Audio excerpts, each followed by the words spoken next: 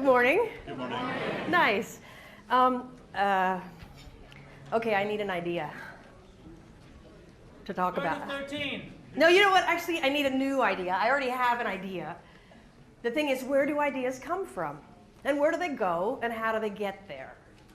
Well, if I had an idea, let's say I had an idea and I needed a new idea.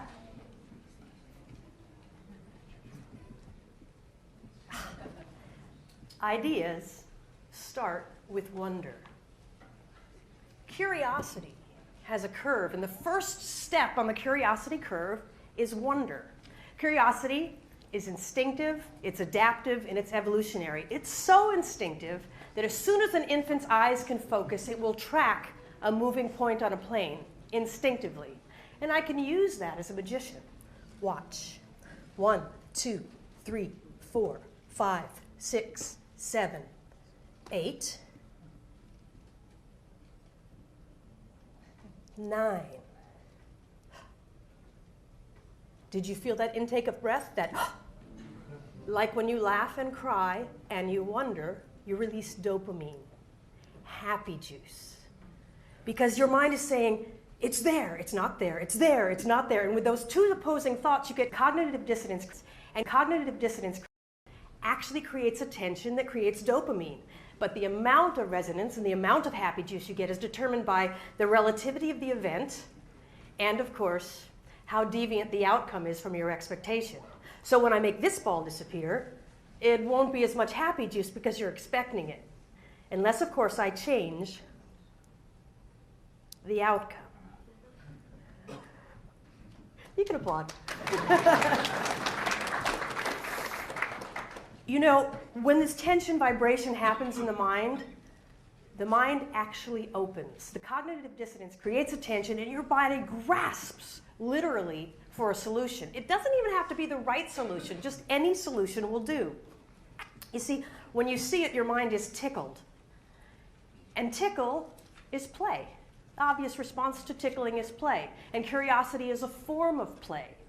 But what happens when that tickle becomes an itch? You seek to eliminate it as soon as possible. No longer is there time to seek or discover an answer. So instantly, you go to plan B, which is either experience or tradition, belief, and expectation. Here's the problem.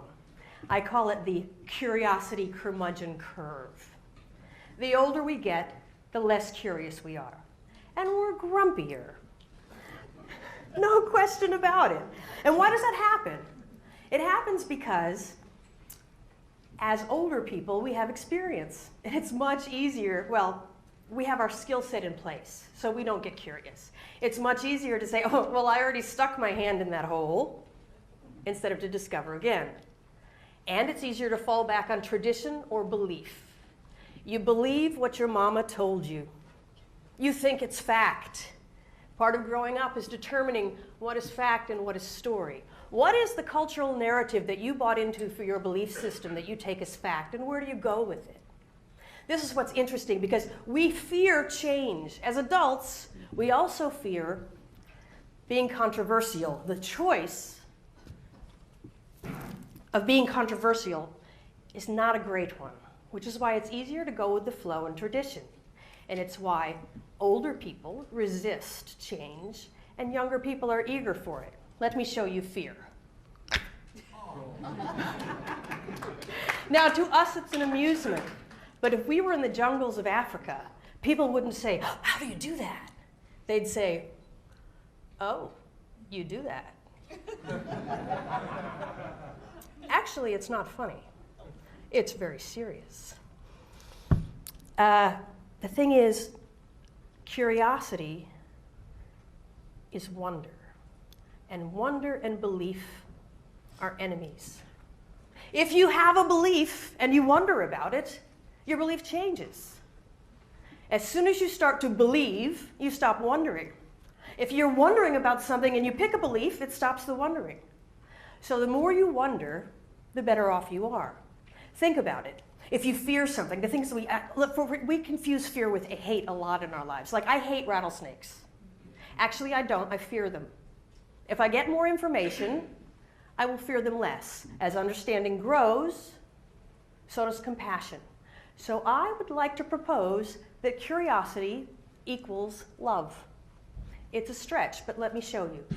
Beliefs and curiosity and wonder have power. As a magician, I've had a big, beautiful life. I do corporate events. I make presidents appear in a puff of smoke.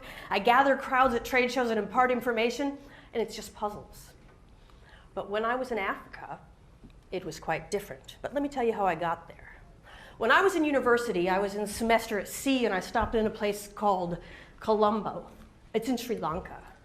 And I was in a fishing village. And I was about 19, and I thought, oh, someday I'm going to be a professional magician. I hope I can be a magician. Wouldn't that be great? Maybe I'll have what it takes.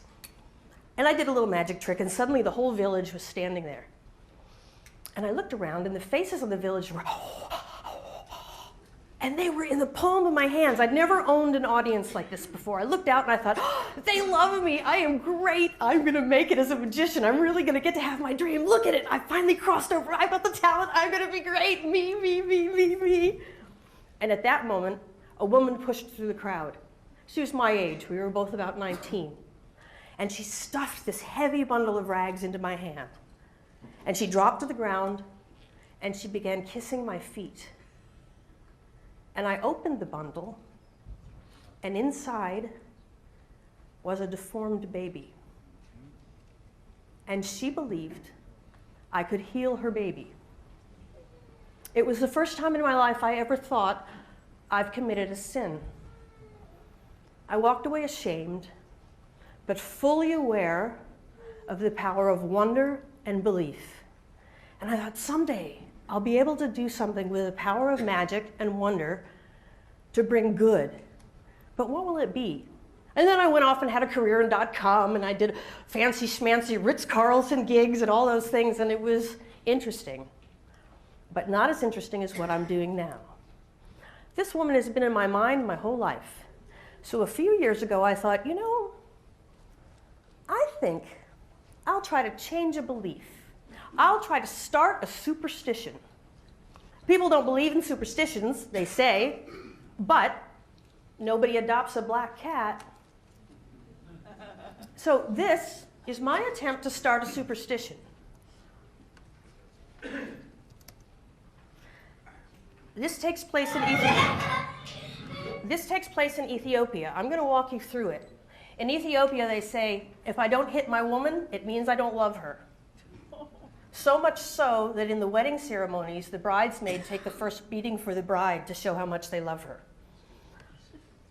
So, the YWCA and Cause to Wonder got together to promote the idea of the possibility of human rights for women. The only thing I'll say throughout this video is one word, or one phrase, and it is, Setochin merdat teru idilyamatal, which means, to help a woman brings good luck. I'd like to start a rumor and a superstition. And here's how I attempted to use my skills to go about it. I want you to notice, this is the girl who I'm working for. Grace is a little nervous. You'll see here that this little girl in the yellow shirt and this boy will have a moment. As I go for my wallet, the boy comes in and pushes her away. I push him. A woman wouldn't do that. You see, the elders are pleased with what I've just done. I've given him his kapaps. I do some magic. I'm starting to gather the people together. We're at the market, the banana market by the old tree. The man has an axe. This boy has a machete. These tricks are the same tricks I did for you yesterday, and now you needn't watch the tricks. I ask you to simply watch the audience.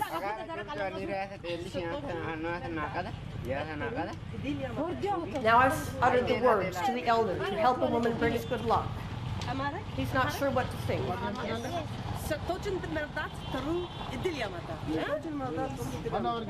Good, good.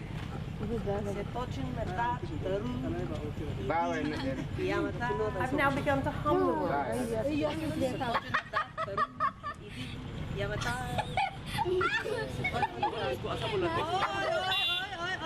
Listen to the echo. They've begun to echo me. I say oi oi, they say oi oi.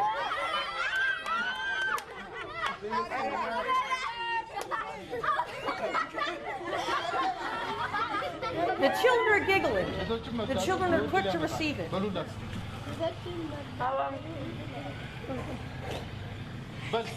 Now ask the boy who pushed the girl.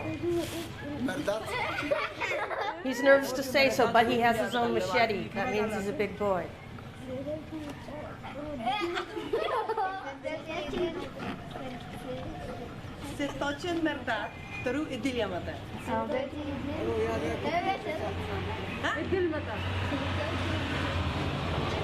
This is our liberal. You can tell by his hat. We'll use him later.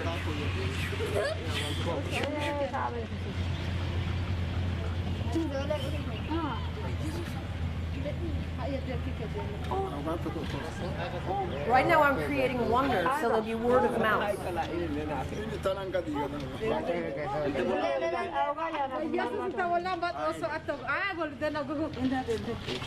I'm doing the handkerchief trick we did last night. That was me.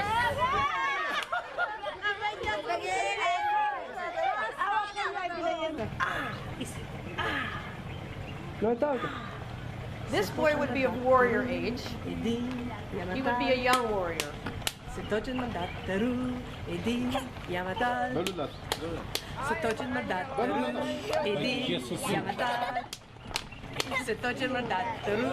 elder? He's not so excited.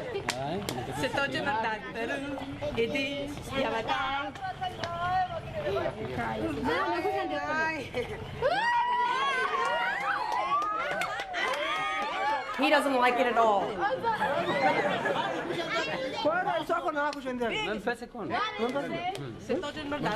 Now the elders are having a discussion. They're not happy about it either. Do we accept this belief? Is this a witch? What is she saying? The goal is to have each person go home and say, I met a witch today and she told me a secret. I can get lucky if I help a woman. This girl is realizing for the first time in her life that she has a value.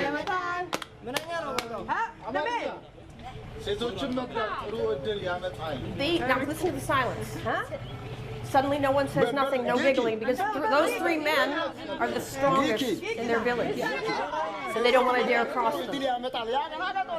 Now there the clown just made a joke, because there was a moment of tension between the man who objected to my idea, and he disarmed it. Now this is more serious to them, the strangulation trick, because that's real to them. It's a danger, so it has higher cognitive resonance.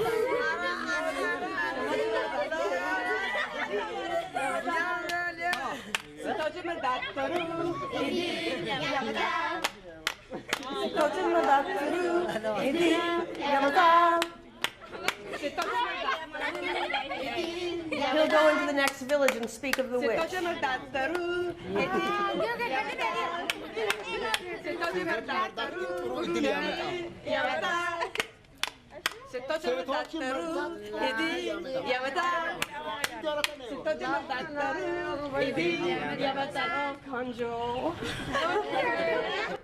So that's my attempt to start a rumor using wonder and belief. Will it work? Am I a fraud? I don't know. But I have a passable magic act with a message. And I can think of a few people in history who are still very popular because of some minor miracles and new ideas. And if in Ethiopia, the superstition starts that if I help a woman, it will bring good luck, then I believe my wonder is worthwhile.